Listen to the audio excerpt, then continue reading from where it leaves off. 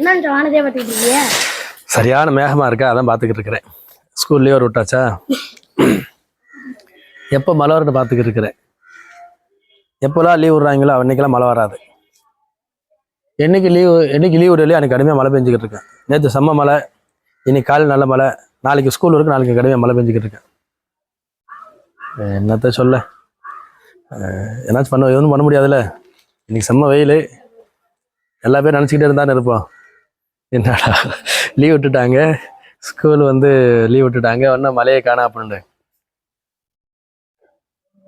நாளைக்கு கடுமையாக மழை இருக்குது, ஆனால் என்ன செஞ்சுருவாங்க, ஸ்கூல் இருக்குது, லைவ் பார்த்துக்கிட்டு இருப்பான் யூடியூப் சேனலை. சன் நியூஸு, பாலிமர், தந்தி, திருவாரூர் மாவட்டம் லீவாண்டு கடைசி வரைக்கும் என்ன செய்ய மாட்டாங்க, லீவ் விடவே மாட்டாங்க.